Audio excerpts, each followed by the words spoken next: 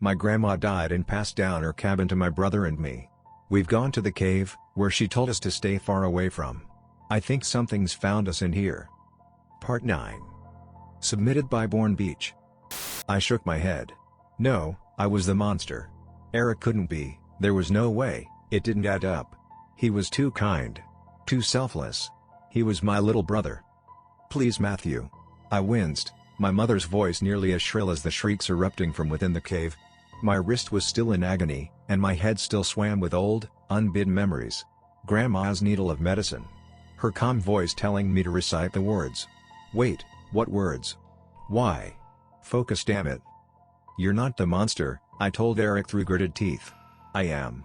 I shoved my hand into my pocket, and thrust the page to his chest. He took it gingerly, while I did my grounding exercises. Focusing on my breath. My sense of feeling. My sense of hearing. I needed to return to this moment, I needed to break free of my mother's voice, of old memories scraping at the edges of my mind. We weren't safe. We needed to act. Eric tore the piece of paper in half, throwing it to the ground. What are you doing? I said, feeling myself recenter. You didn't even read it. I don't need to, he said, shaking his head. I believe you. He believed me? Great, I was happy we were rebonding our sense of brotherly trust, but the situation seemed a little extreme to stop and smell the roses. Just know that we're in this together. The entire cavern shook. It sounded like something heavy smashed into one of the walls. The tables rattled, dirt fell from the jagged ceiling, and a low, pained groan wound its way through the cavern. The man, Eric breathed. He went to head off the beast. Seemed like it. At least now we knew where we stood with him, if we managed to survive this. It's Nolan, Eric. It's gotta be. How can you be sure? I grimaced, the last remnants of my mental war fading to ash in my mind. Because I read the damn page you tore up. Now, I said, looking around in desperation. We need something to help us fight that thing. I think Nolan's gonna need all the help he can get. But the lab was just that, a lab. And a crude one at that. It looked like a cross between a cult's conference room, with its various tables and strange, pagan symbolism on every wall and book, and a research facility, with its many beakers and embellics. I didn't see a single weapon, or even anything close to it. I tore across the room, flinging open cabinets, scanning shadowy corners, and upending desk drawers. Nothing. How the fuck, I shouted, grasping the edge of a table, do you live in the woods making monsters, and not keep a shotgun to defend yourself? Eric was at a loss for words. He kept looking from me to the swinging metal gate, panic lacing his features. That was fine, I knew Eric wasn't the action type. He'd done his job well enough anyway. Now it was time for me to do mine. A monstrous scream rang out from the cavern, and then Nolan exploded through the metal gate. His massive, wolf body skidded to a halt in the center of the room, coming to a stop against a sturdy table leg. He wasn't moving. The gate screeched in its death throes, swinging from a single hinge. We were out of time. Eric, I said. Get under the table now. He shook his head, grabbing a scalpel from one of the drawers. No way. You're not facing this thing alone. Fucking hell, I thought. What was it with younger brothers and always needing to prove how grown up they were?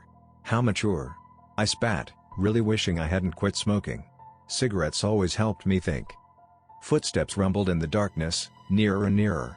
I stood in the center of the room, framed by candlelight. And then I realized what a fool I was. The candles, I said, rushing to the nearest one. Eric's eyes lit up. Of course. We dashed about, extinguishing the candles in quick succession. When we'd finished, we both tucked ourselves beneath the table, waiting silently for the beast to enter. Each of its footsteps was like a small earthquake, deep and full. The creature's weight echoed throughout the cave, and then I heard the sound of groaning metal, followed by what sounded like bolts being torn from their anchorage. The table beside us burst into splinters, followed by a deafening clang as the steel gate crashed against the cavern wall. I clapped a hand to Eric's mouth, making sure he didn't utter a word. The truth was, I didn't remember a thing about the beast, only that it had come for us the night we'd seen the man, 12 years ago. I didn't know what it looked like, what its capabilities were. I just prayed it couldn't smell us. Another set of footfalls rumbled. Slow. Powerful. Heavy. Sweat beaded from my forehead, and I swallowed, doing my best not to move or so much as twitch. Being so deep underground, there was no adjusting our eyes to the darkness. I couldn't see a damn thing. Only hear it. The beast's massive, huffing breaths. Its low growls. I could hear it in the room now, stalking among the tables. Searching. Our only option was to wait. Maybe we could slip by while it looked for us. Make for the exit. Thoom. Thoom. Each footfall caused our table to rattle, and all of those around us. Not far from us a beaker crashed to the floor. Then, my entire body froze. Still so frightened, boys? The beast said, its voice raspy, unnatural. I'd have thought you'd feel nice and confident after your last performance. The table next to us, where the beaker had fallen, exploded, its wood fragments raining down atop our own with sharp thuds. I slammed my eyes shut, waiting for death. But it never came. Instead, the creature's great footsteps moved toward the other end of the lab. Still speaking. Why could it speak, but not Nolan? A question better suited for Eric, but now wasn't the time. I have to say, Maddie, the beast said, making my heart skip a beat. That I'm impressed. I never thought you had it in you. Its voice gleamed with malice. I felt Eric shift beside me, and I knew he was as confused as I was. Had the beast seen me murder Jake? It didn't matter, we weren't having a conversation. We needed to get out of here. Now that the monster was on the other side of the room, I nudged Eric, and began quietly slinking out from beneath the table. He followed my lead. When you brought the rock down on my head, I was surprised. I froze, my body halfway out from beneath the table. Had he just said? But then you brought it down again. And again. You bashed my fucking brains to mush. The beast chuckled, its laugh inhuman, horrible. I actually thought you might have killed me. This wasn't possible.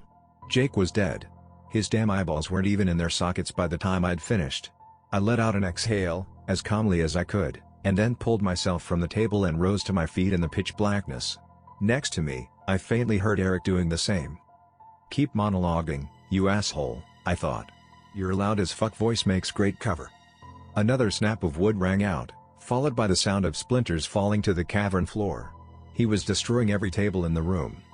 And you, Eric, Jake said, causing Eric to pause next to me.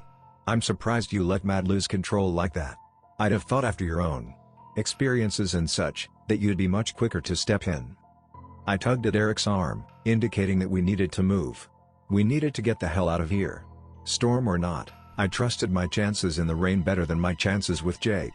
Eric resisted at first, his damn curiosity getting the better of him, but after a moment he relented. We both snuck along the opposite wall of the beast, toward the exit. I was hoping I wouldn't have to kill you until after you turned, Jake continued, destroying another table with a grunt. The truth is, you're needed for the summoning. Always have been. Keep moving, damn it. I gently pushed Eric along. But I think I can make do with a stray hiker. Maybe an old friend from town. Hell, maybe your dear father. He's likely to put up a fight, but turning him would be satisfying. Lord knows the jackass deserves it. A little further. I could feel the wall curving toward the exit passage, where the detached gate would be waiting for us. Nearly there. Something smashed against the wall beside us. A chair? Footsteps thundered, then silenced. I fell on my ass, ears ringing as something jumped in front of us, as he jumped in front of us. Jake let out a howling shriek of a laugh. Oh, boys. You actually thought I didn't know exactly where you were this whole time? His voice turned guttural, menacing. How do you think I found my way through the damn cave now? A hand, 5 times larger than Nolan's, picked me up and I felt matted and rough fur scratching at my skin. Maddie, I always figured you were a lost cause, but after that last display? Murdering your own uncle? I'm surprised you're not welcoming this opportunity to become greater.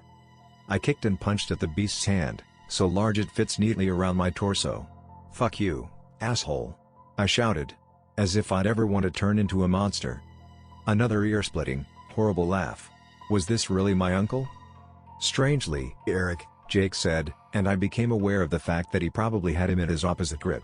I didn't think it'd take any convincing for you at all. Or, are you still pretending you didn't murder my sister? No. No way. Don't listen to him, Eric. I screamed, my body flailing uselessly against Jake's strength. He's trying to convince you to turn into whatever the fuck he is. Our mom died in a riverboat accident. I knew that. We both did. Shut it. Jake shouted, spit flecking across my face and his voice so loud that my head rolled back in a daze.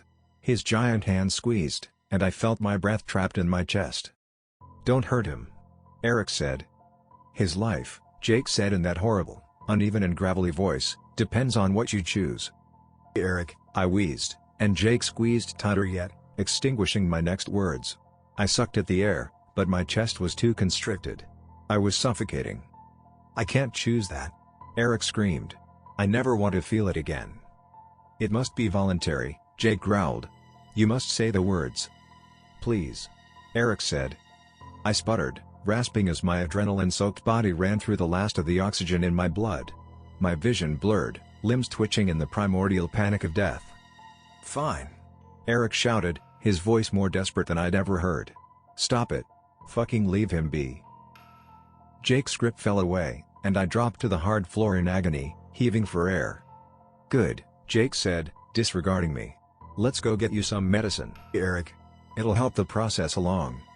Jake's footsteps thundered away from me, the cave still cloaked in absolute darkness. I choked and wheezed on the ground, reorienting myself in the moment. "Eric," I said, though my voice was hardly there. "Eric." I stumbled forward, following the mighty footfalls, following my terrified brother. "Don't touch my brother." "Now, here's what we're gonna do," Jake said. "You're gonna put this needle in your arm, and then you're gonna speak his name. You're gonna welcome him home." "What?" Eric stuttered. I heard him struggle, but knew Jake wouldn't let him go. "His name," Jake growled. "Surely you remember that by now? Or are your memories still as fucked as Maddie's?" Chairs scraped on stone, followed by what sounded like Eric being seated in one. "Speak his name when I inject you. Say it. Pre-diem." Pre-diem? "Eric," I said, slipping on the slick stone. I crashed to the floor and pain shot through my kneecap. "No time. Ignore it." I pushed myself back to my feet, head still spinning. "Eric." "You're next, nephew," Jake roared. "Wait your turn." I inched closer to them, my breath and senses returning to me. Who the fuck was pre-diem? Why was it so important that Jake turn Eric and I? "Don't you dare. Take that needle," I said hoarsely. "Don't." "Enough from you." Jake's weight shifted, making the entire cavern rumble, and I felt him moving toward me. And then a shot rang out. And another. Gunshots. Light filled the cavern for 2 terrifying moments, as I watched the beast's mangled face, just inches from my own, drop wordlessly to the ground. I gasped, stepping backwards. "Wasn't sure I'd get up here in time," said a voice. Did I know them? A beam of light erupted from the entrance to the lab, illuminating the shattered tables, my horrified brother, and the beast. Jake's face had stayed as mangled as I'd made it, with his bones jutting out at grotesque angles. His eye sockets sat empty, just 2 gaping, flesh-tinged voids while his long fangs were shattered, sharp and jagged things. Vomit formed in my mouth, and I swallowed it. He looked like some kind of monstrous approximation of a Sasquatch. "Who's there?" Eric said nervously. "What's the matter with you? Can't you recognize my damn voice?" The light swung around, retreating from the room and framing the figure in the entrance. I blinked. "Dad?"